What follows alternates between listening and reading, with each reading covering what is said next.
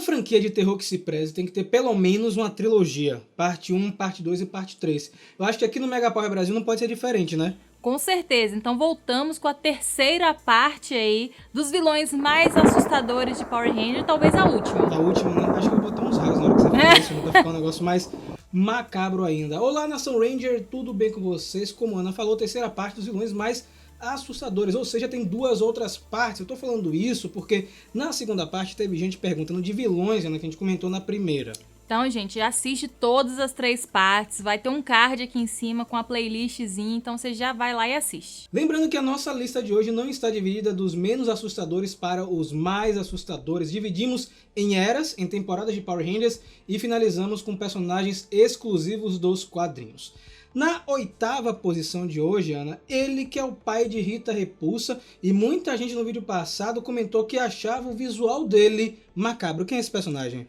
Dom Ritão, gente, que é um personagem que já era macabro na época, porque sim, o visual dele era bem assustador. Acho que só o nome aqui. Particularmente, eu tinha o boneco na época e eu achava bem assustador, porque você apertava e a cabeça dele girava 360. Tipo Exorcista? Tipo Exorcista. Então eu acho que pra mim, eu não sei se outras pessoas tiveram esse brinquedo, tornou isso ainda mais creepy. Agora sim, Ana, tem um lance. O nome dele aqui no Brasil não faz jus ao nome original, que é Masterville. A vilania dele fica muito mais forte, mais presente quando você fala o nome original. Eu sei que eles colocaram Dom Ritão pra combinar com Rita Repulsa, com Rito Revolta e fazer aquele lance da família, mas o lance é que, Ana comentou um detalhe interessante, é que o personagem ele ficou mais macabro por conta dos quadrinhos. Que história é essa?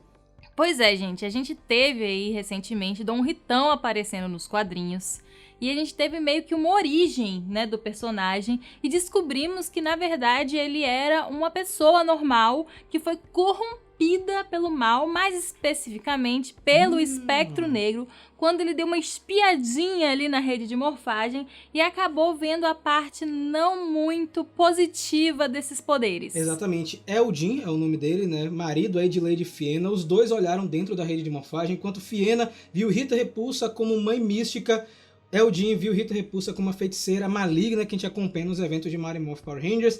E ele acabou tendo esse contato muito próximo com o Espectro Negro. E ele foi se corrompendo aos poucos, a aparência dele foi mudando, se degradando, ao ponto, gente, de ele ficar tão íntimo do Espectro Negro que ele ofereceu sua filha como sacrifício. Um negócio macabro. Macabro demais e, né, além disso, a sua aparência se corrompeu por completo e ele virou aquela criatura que nós conhecemos. E lá na série de TV a gente conhece ele como o Conquistador da Galáxia M51, que está atrás dos Cristais Zell, né? O arco que ele aparece, inclusive, é sobre isso. E ele também é responsável por ter feito uma festa de fim de mundo em Mighty Morphin Power Rangers, um negócio assim muito engraçado, né? E um pouco macabro, assim, um pouquinho só, tá?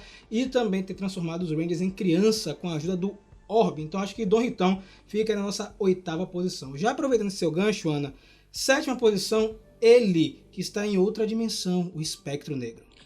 Pois é, um vilão aí que está sendo explorado agora com mais profundidade, vamos dizer assim, nos quadrinhos, e que cada página que passa, juntando com o que já vimos na série de TV, tá ficando cada vez mais maligno. É, porque na série de TV a gente tem uma imagem do Espectro Negro, a gente até comentou em outras ocasiões, né, Ana? Uma imagem do Espectro Negro em degradação, né? Não é o mesmo Espectro Negro que todo mundo comenta na galáxia, né? A gente tá vendo agora nos quadrinhos o auge desse personagem, esse personagem que não pode estar no nosso plano porque ele é a antítese da rede de morfagem. Isso por si só, pra mim, já é muito assustador.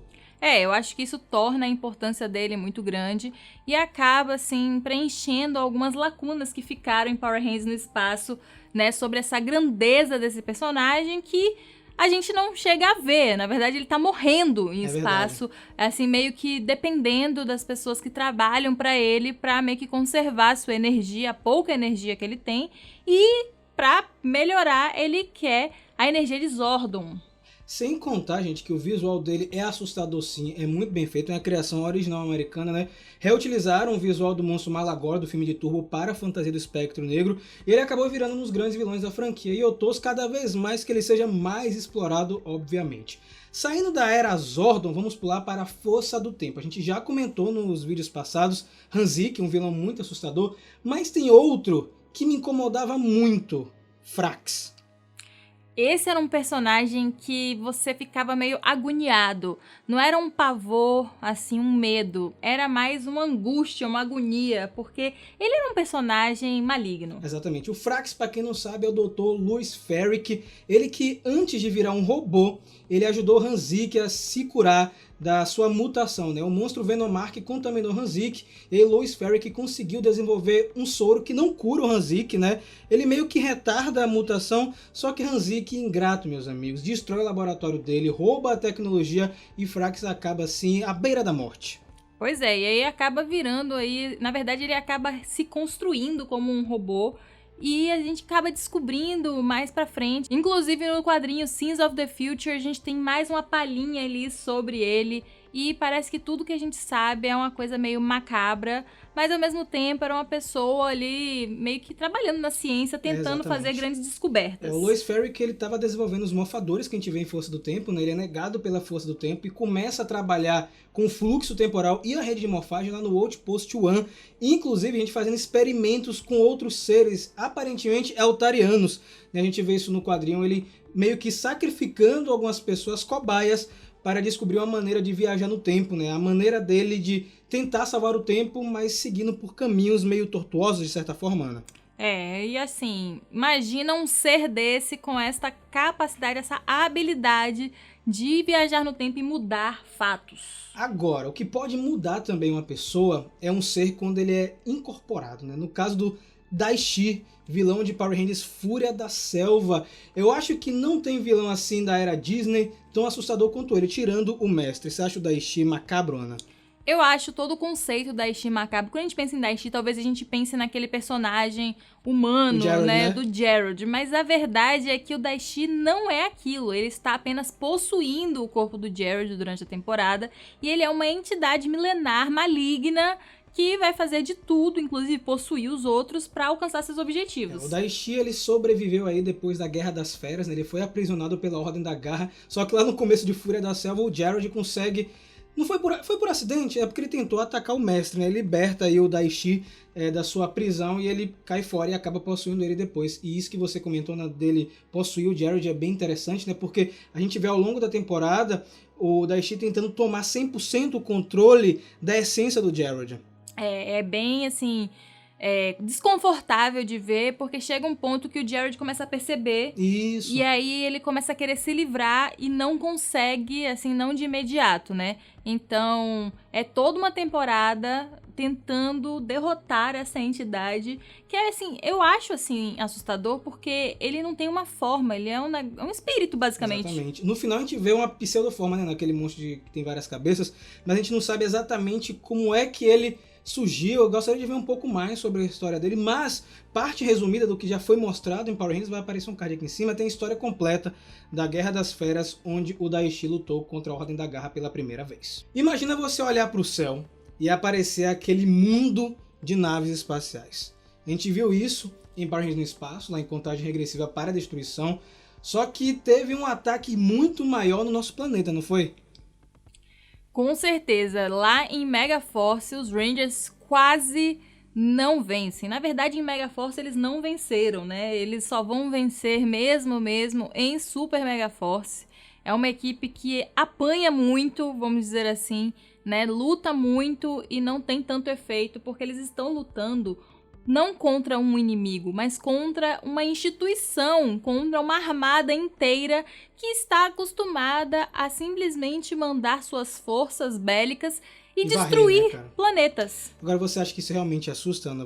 Agora você falando assim, porque eu sei que muita gente, Megaforce, isso não assusta, mas o fato de ser uma força que veio de outro lugar em quantidade, você acha que isso te assusta de alguma maneira?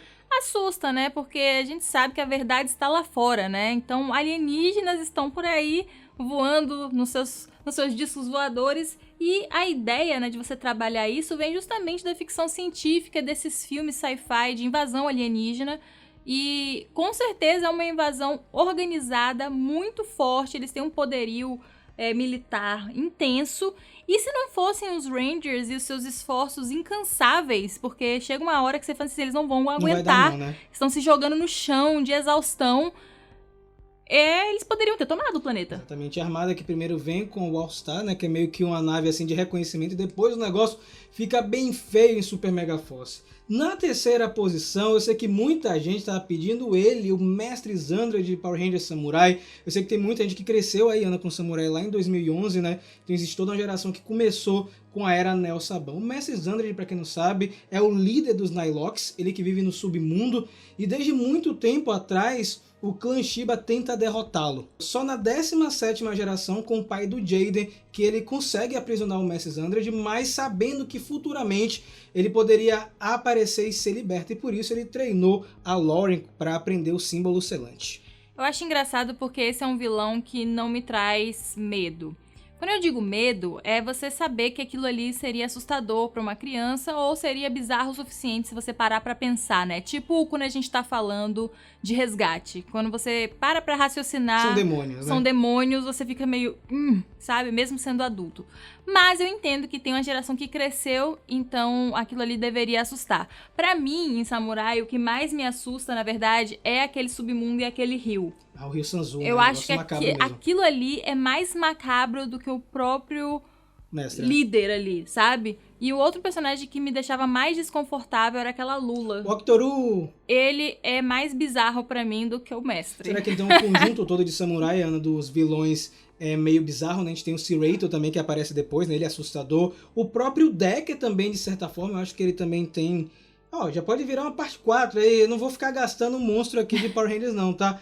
Na segunda posição eu vou deixar a Ana falar, porque esse vem diretamente dos quadrinhos. Ele é um Eltariano Zartos. Por que esse cara é macabro, assustador? Meus amigos, não tem nada pior do que um amigo vira casaca. Um amigo que finge ser seu amigo, mas na verdade é seu inimigo, está te apunhalando pelas costas. Ixi. E este é o nosso queridíssimo Zartos, né? Um Eltariano que era amigo e companheiro de batalha de Zordon e do seu mestre Zofran, que era o guardião supremo de Eltar, e ele só planeja toda a derrocada dessa pessoa que está nesse posto de guardião supremo, que é Zofran, para tomar o lugar dele, né? E, enfim, conquistar o que ele quer conquistar, que é Eltar, que é uma potência de militar que simplesmente decide qual é o planeta que tem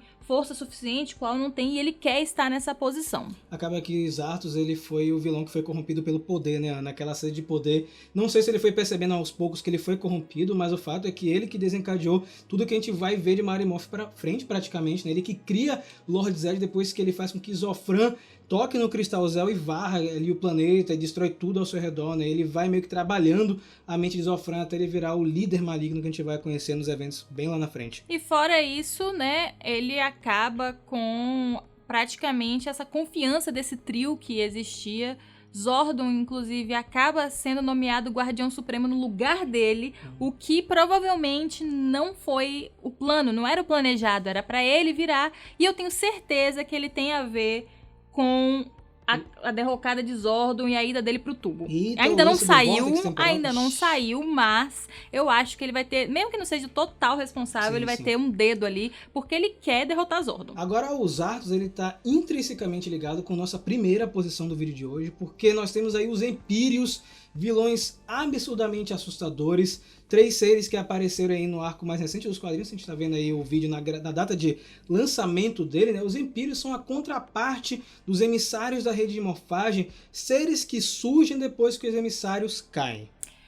Gente, pensa em destruição. Se a gente tava falando aqui da armada como uma força de destruição, não chega nem perto da armada um Império. Isso que eu falo, um Império só. Um Império só, são 3. E não chega nem perto. Eles simplesmente são seres que resetam planetas. Como assim? Eles chegam no planeta e têm força suficiente para terraplanar aquele planeta. Nossa. Ou seja, o planeta volta para o estágio de antes da vida. Sabe quando a gente estuda lá no colégio em ciências que a Terra foi uma bola de fogo, né? E não tinha vegetação, não tinha animais, não tinha nada. Então, naquele estágio, eles pegam um mundo que tem civilização, tem pessoas, tem inteligência desenvolvida e retornam ele para esse primal aí, para esse momento onde a vida nem surgiu para poder aquele planeta se desenvolver do zero de novo. E além de eles fazerem essa regressão, eles também podem criar vida, e isso é muito macabro, né? A gente vê nos quadrinhos eles criando seres assustadores.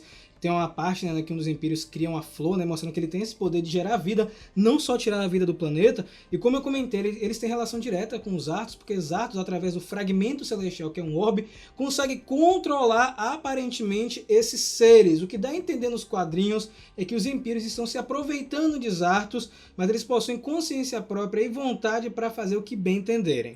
Isso é mais assustador ainda. Olha, Ana, acho que a lista de hoje ficou muito boa, mas eu quero saber da galera que tá do outro lado, o que é que vocês acharam da terceira parte dos vilões mais assustadores. Conheciam todos? Deixa aqui também sua lista na seção de comentários com a hashtag Squad do Poder e vem seguir o Mega Power nas redes. @MegaPowerBrasil em todas as redes sociais, mas fica por dentro aí com a gente no Twitter, onde saem as primeiras notícias, as primeiras notificações sobre as novidades, e também o nosso site, que é o nosso hub, onde tem todas as informações sobre tudo que a gente produz. Tem tudo, gente, inclusive guia de quadrinhos para vocês entenderem mais do que a gente falou aqui hoje na parte de universo expandido, então vai lá no megapowerbrasil.com. Também lá no Mega Power Brasil e aqui no canal você vai ver um link chamado apoia.se/megapowerbrasil. O que é isso? Gente, é o projeto de financiamento coletivo do Mega Power, onde você pode ajudar financeiramente, contribuir com valor mensal, seja um pouquinho, um poucão, né, Ana? Para ajudar o Mega Power a crescer cada vez mais, trocar equipamento, fazer um bocado de coisa. E inclusive chegar num ponto, né, que a gente possa aumentar a quantidade de conteúdo, que já é bastante, são 3 vídeos por semana, um podcast, mas conforme a condição vai melhorando, a gente pode trazer ainda mais projetos para vocês. E tem uma galera que apoia a gente muito bacana, como Bruno, Rodrigo Lins e Rafael de Paula. É isso, galera, nos vemos muito em breve e que o poder o proteja.